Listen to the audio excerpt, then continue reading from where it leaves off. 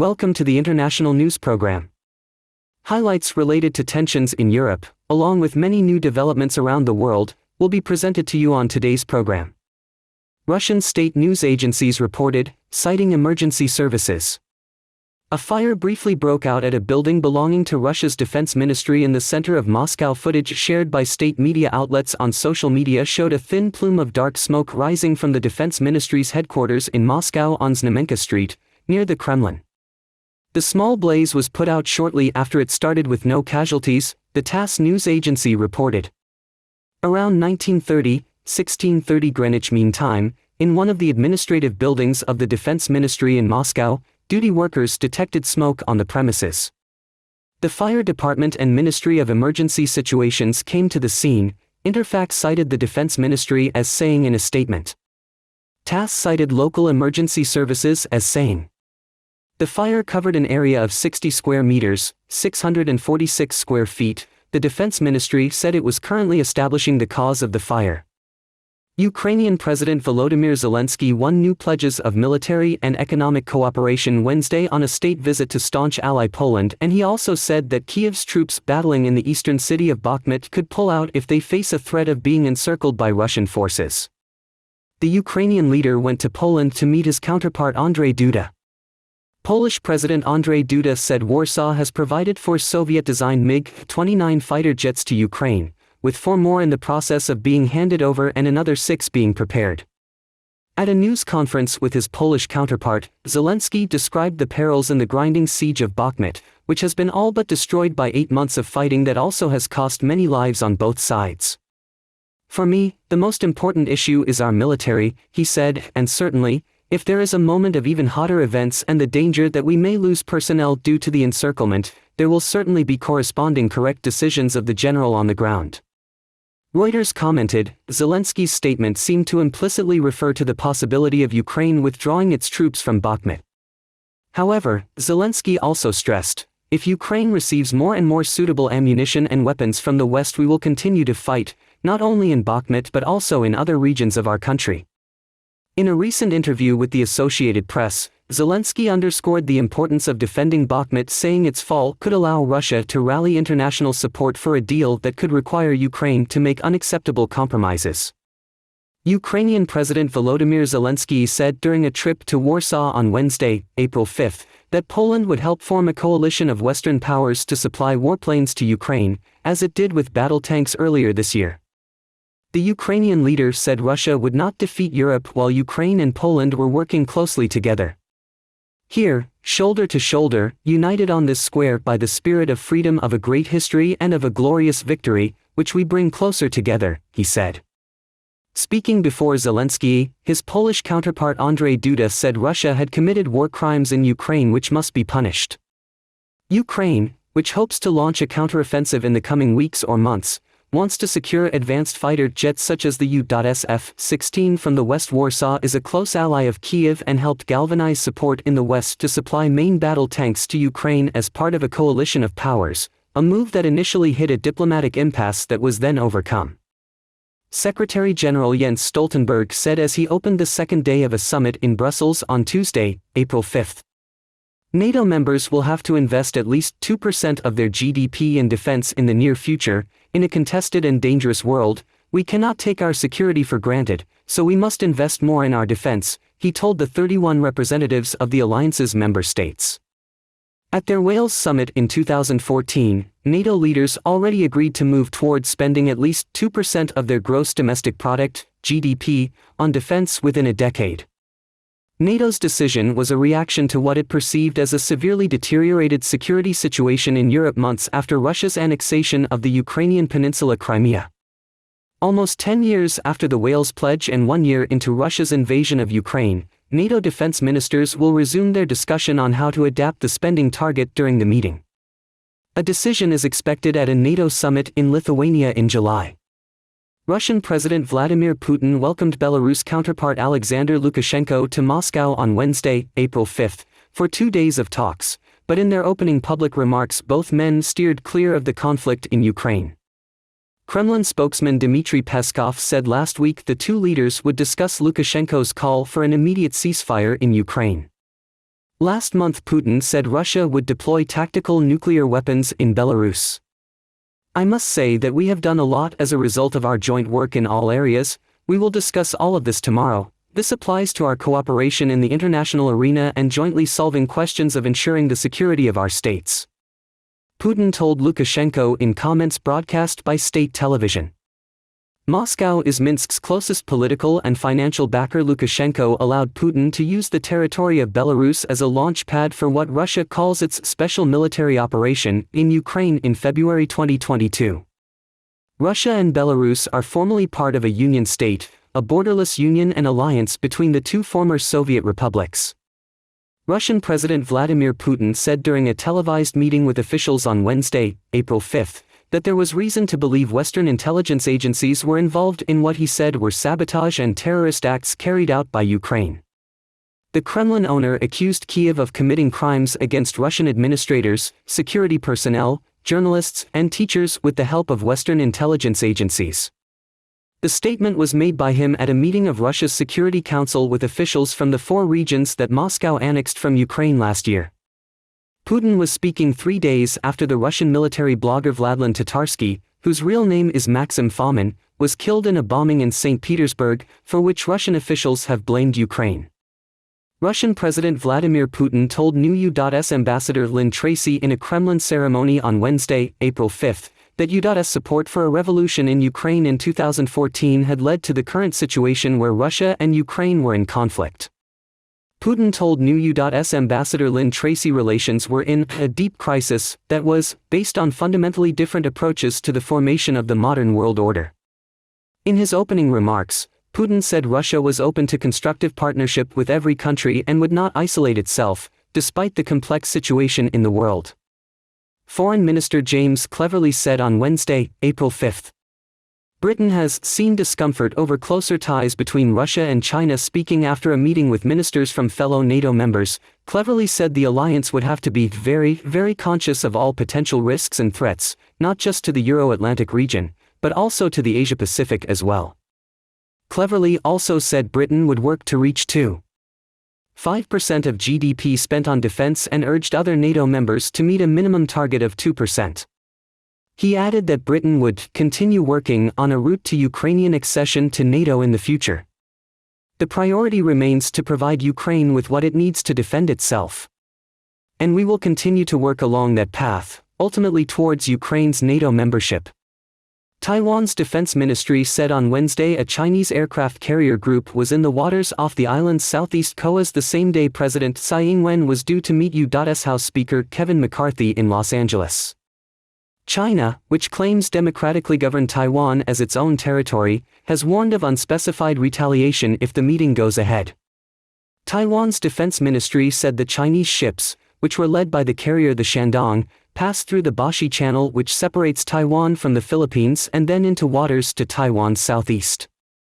It said the ships were going for training in the Western Pacific, and that Taiwanese naval and air forces and land-based radar systems closely monitored them. The Chinese Communists continue to send aircraft and ships to encroach in the seas and airspace around Taiwan, the ministry said. In addition to posing a substantial threat to our national security, it also destroys the status quo of regional security and stability. Such actions are by no means the acts of a responsible modern country. China has yet to comment on the carrier group whose appearance also coincided with the arrival in Beijing of French President Emmanuel Macron. China has sailed its aircraft carriers near to Taiwan before and at similarly sensitive times. In March of last year, the Shandong sailed through the Taiwan Strait just hours before the Chinese and U.S. presidents were due to talk. Taiwan's defense ministry, in its statement about the Shandong's latest mission near the island, said that external pressure will not hinder our determination to go into the world. Taiwan's military will continue to closely monitor the situation in the Taiwan Strait, and uphold the principles of not escalating conflicts, not causing disputes, to deal with any challenges. U.S. House Speaker Kevin McCarthy told Taiwan's President Tsai Ing-wen during a meeting on Wednesday, April 5, that he is optimistic about the prospect of the United States and Taiwan finding ways to work together. McCarthy and Tsai met in California in the first such meeting on U.S. soil. McCarthy said the U.S. must continue its arms sales to Taiwan and strengthen economic cooperation with trade and technology. Washington's support for Taiwan will remain resolute and unwavering, he added. China has repeatedly warned against a meeting between McCarthy and Tsai, who is on her first U.S. stopover since 2019, although some analysts expect its reaction to be more moderate than that to Pelosi's Taipei visit. China staged war games around Taiwan last August following the visit to Taipei of then-House Speaker Nancy Pelosi, and Taiwan's defense ministry said a Chinese aircraft carrier group was in the waters off the island's southeast coast ahead of the meeting between Tsai and McCarthy in California. White House spokesperson Karine Jean-Pierre said on Wednesday, April 5.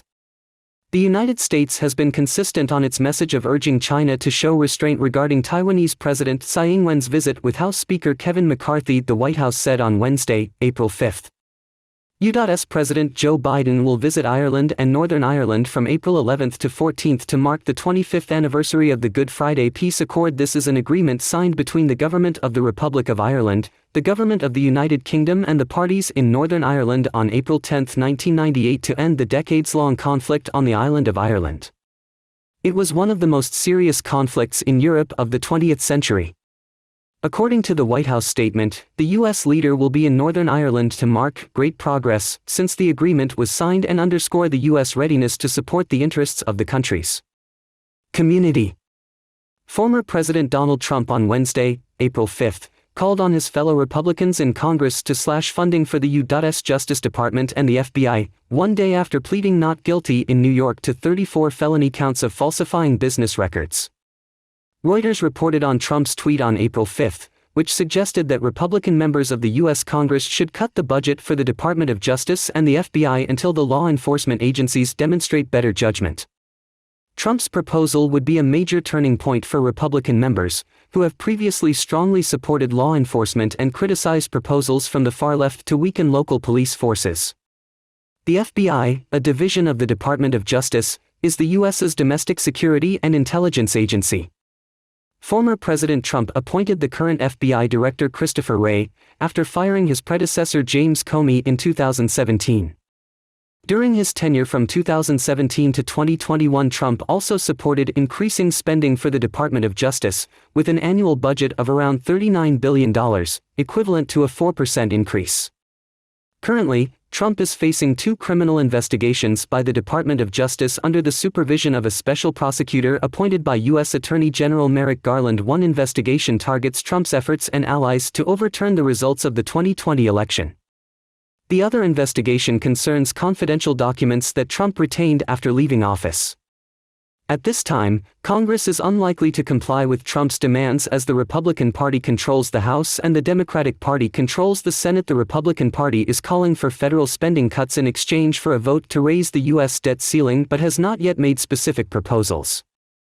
Reducing funding for federal law enforcement agencies will not affect another criminal investigation related to Trump led by a prosecutor in Georgia, focusing on whether he illegally sought to overturn the 2020 election results in Georgia.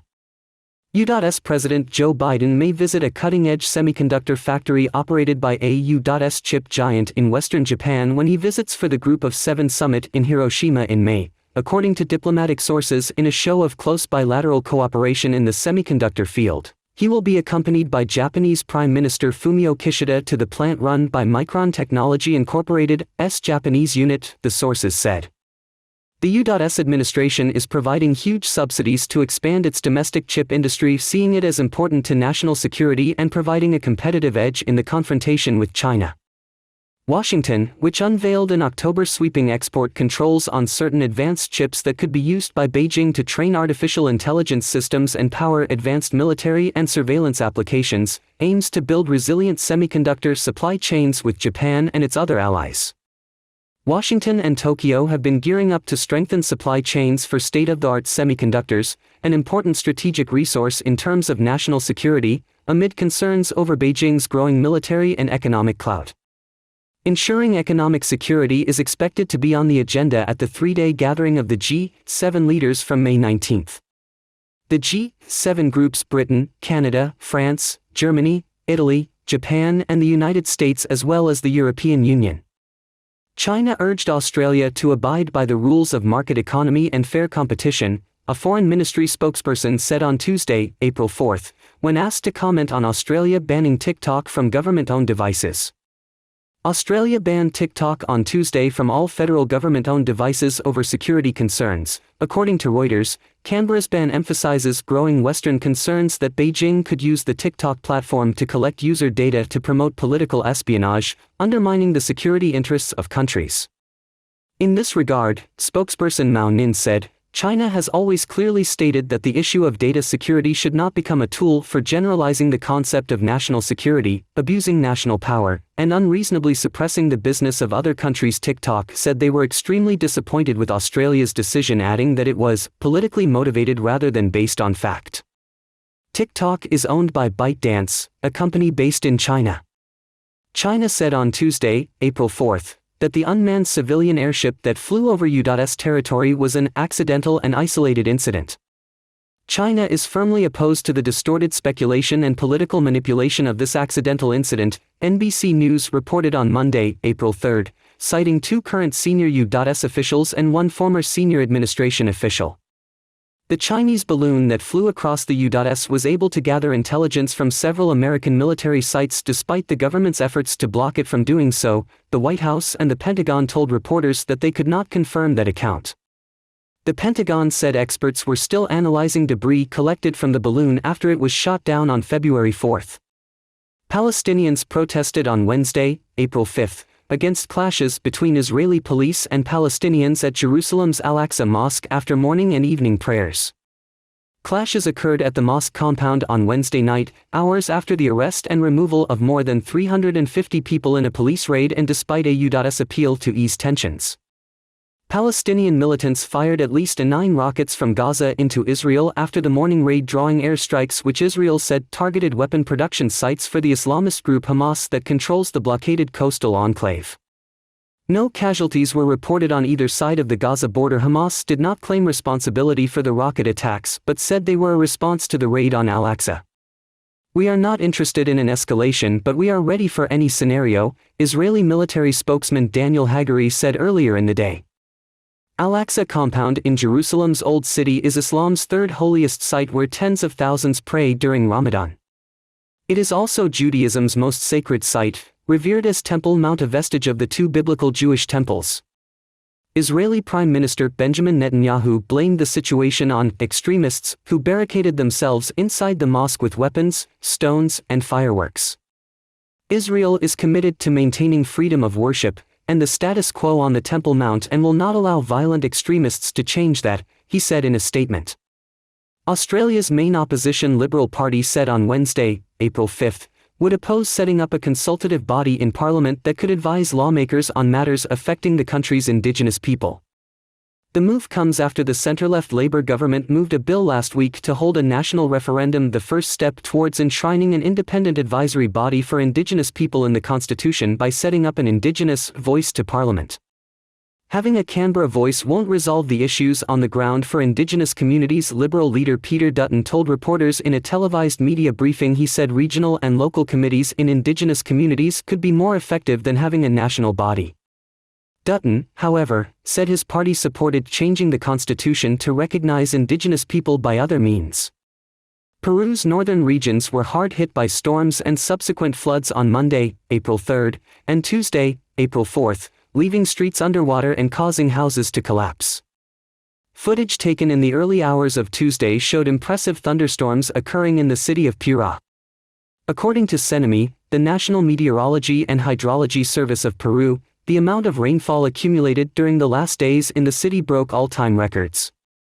The flooding is aggravated due to the lack of drainage, dikes, and canals in an area prone to floods due to the proximity to El Gallo ravine. As a result of the flooding, the drinking water service has been temporarily restricted in various areas of northern Peru, and various residents have said they are lacking basic services such as electricity and drinking water. Local authorities reported that rains have affected 65,670 people in the region and destroyed thousands of homes. Last month, powerful cyclone Yaku unleashed torrents of rain on Peru's northern region, prompting the government of President Dina Boluarte to declare a state of emergency in 400 districts. Nearly 60 people have died since the start of the rainy season, according to the National Institute of Civil Defense, INDECI. People in Belgrade saw the return of winter on Tuesday, April 4, as unusually heavy snow and strong winds swept through the Balkans. In a park in the city center, children threw snowballs and built snowmen as maintenance workers sawed through tree branches to prevent accidents. Meteorologist Nedeljko Todorovic said it was the 11th time snow had fallen in Belgrade in the last century, and the snow was up to 14 centimeters, 5 inches, deep in places. Elsewhere, mountain roads in Serbia were blocked by snow which was in places 40 centimeters deep. Several villages were left without electricity, the Interior Ministry's Department for Emergencies said in a statement. In Croatia and Montenegro, strong winds halted ferry lines along the Adriatic coast. The Croatian authorities have also banned road traffic along several coastal roads. In Kosovo's capital Pristina, authorities warned people to avoid visiting city parks due to the danger of falling branches, local media reported. Heavy snow was also recorded in Bosnia.